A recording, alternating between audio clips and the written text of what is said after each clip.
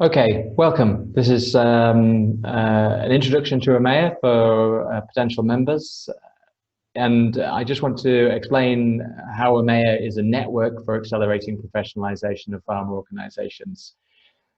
We are the Agribusiness Market Ecosystem Alliance. We exist in order to have a more system approach to developing professional farmer organizations.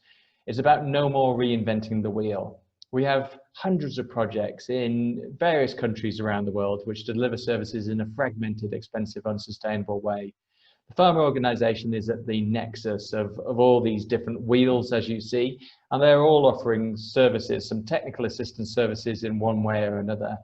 Those services are not coordinated, and you will find many different sort of assessments being done, many different trainings, coaching, a lot of wastage of money and time and effort. And we're here to try and change that, because clearly for the last 20 years or arguably 40 years, it hasn't worked. You know, only about 5% of farmer organizations could be considered professional in many countries around the world, and that can't be good enough. The Alliance started with the top line there, plus Scope Insight, 4 years ago. We've grown to 27 members. We're about to get the 28th.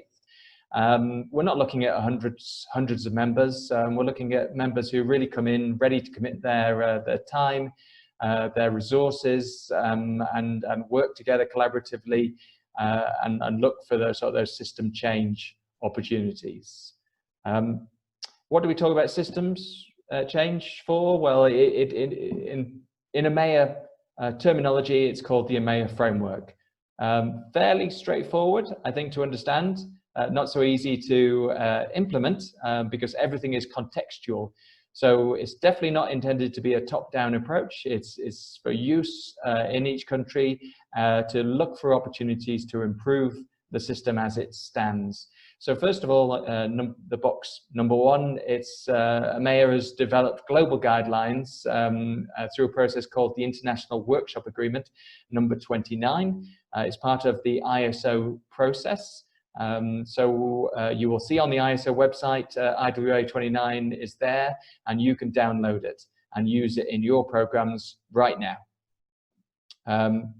The purpose was to establish a common language. If we're going to talk about professionalization, let's at least start with a common language. And certainly there's a lot of jargon out there where it can confuse us and also make it difficult to learn together. It also means that if we have a common language, we can also look at the type of tools, assessment tools, training and coaching tools that can actually deliver against the IWA 29. And that's what AMEA has been doing over the last 4 years. It's curated a toolkit, the best tools that are available in the membership, and we've reviewed them rigorously through a 6-month process against various criteria. And we had version 1 2 years ago, and we're currently re-evaluating the toolkit, ready for version 2, which will also bring in new tools. As you can see at the bottom there, the foundation of AMEA, number 6, it's all about continuous feedback loops. We're looking to continually learn and improve, and we will do that together. Trainers and coaches on number 4, obviously very important. If you don't have good trainers and coaches, it doesn't really matter what tools you have. There's a huge gap in terms of supply of quality trainers and coaches in most countries. We've certainly learnt that through sort of engaging with the local networks, but the demand continues to be high and possibly is even higher given all the sort of innovative programs we see about inclusive agribusiness development and inclusive financing. So AMEA is very committed to work on that, and we believe one of the ways you do that is to have global guidelines in place and start to use a more common set of tools. Also, number 5, common indicators is important in order to generate those learning loops, but we recognize it's a very complex environment, this, where donors, governments, various people have their own indicator sets, and all we're doing here is trying to nudge people in the direction of a core set of indicators which we can use. Just flicking through very quickly, so some slides that explain a bit more about this. This shows you the criteria that we look at.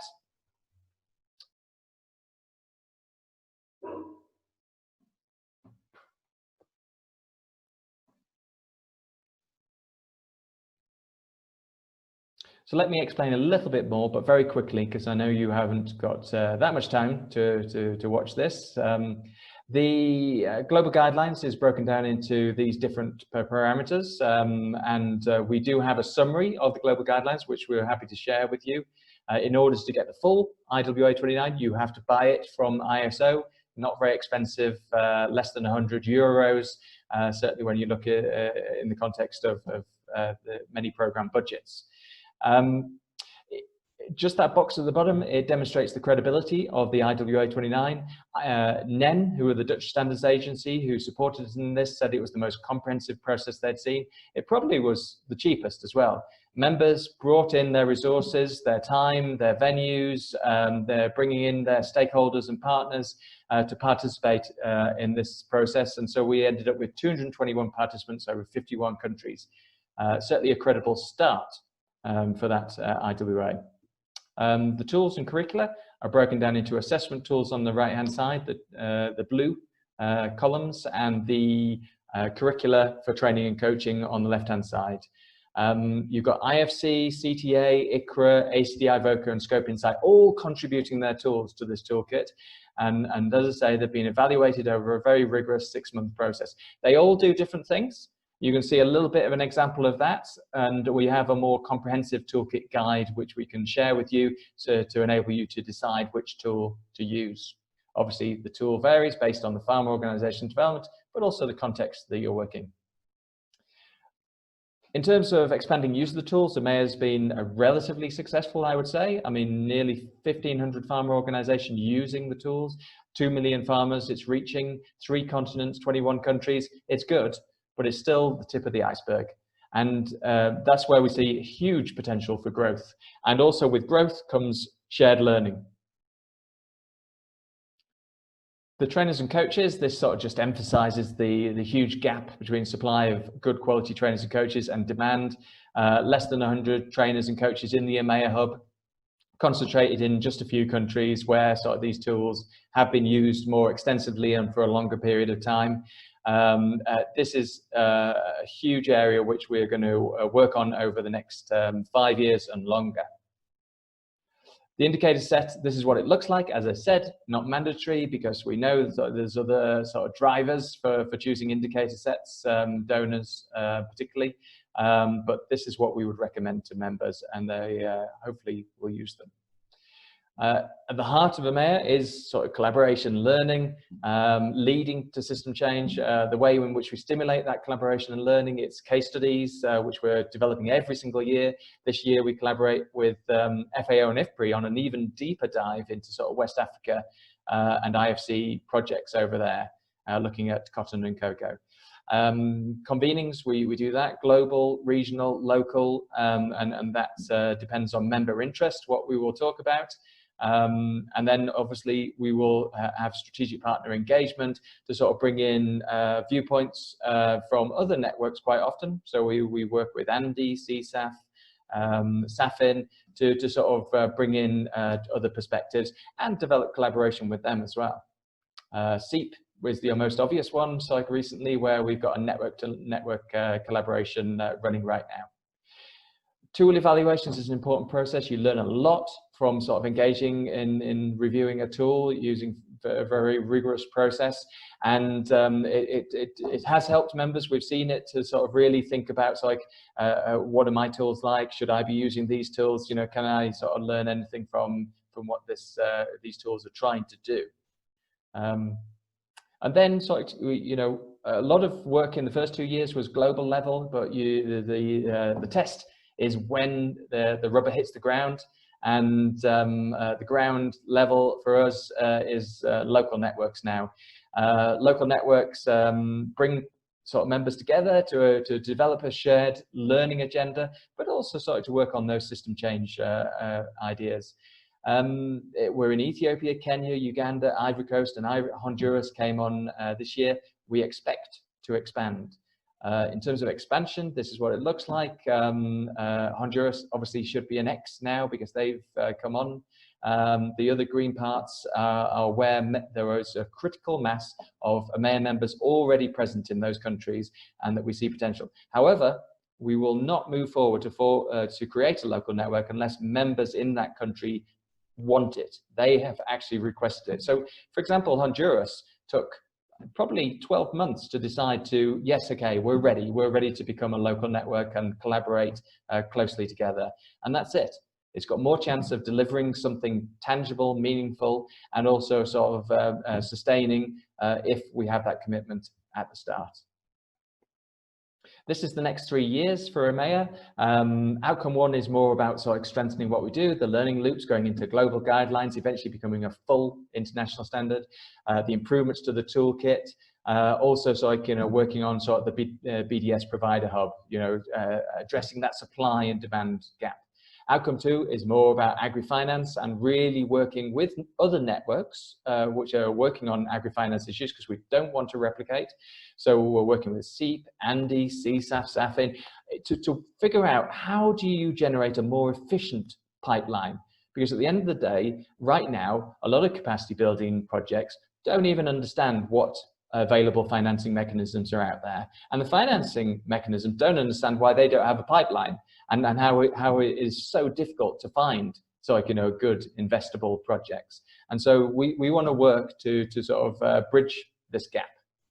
Outcome 3, pay attention to the process, not just the outputs. We only do well as AMEA if we're member driven, if we've got sort of vibrant engagement. We use network health surveys, we use social network analysis to generate graphs such as this. You can then sort of pay attention to sort of the areas where there are weaknesses, whether it's in us having a clear shared purpose or us taking action rather than just talking. So yeah, we're very committed to measuring how well we're doing on our network health as well and acting on it.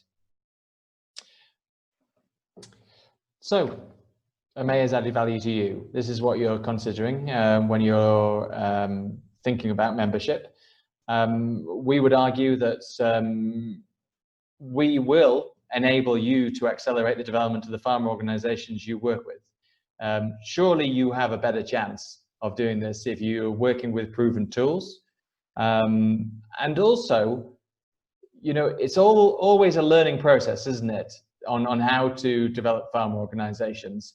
And if you're using proven tools across a number of countries, possibly in the same region, possibly sort of globally, you will be able to generate learning. You'll be able to generate learning about the process of using the tools, but also which tools work best in which context and how to adapt those tools.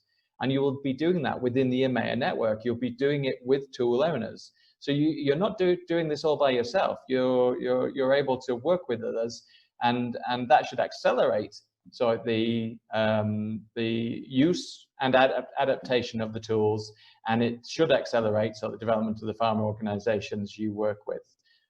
Obviously not, it doesn't prevent failures in projects because of various contextual factors, but it increases the chance of success.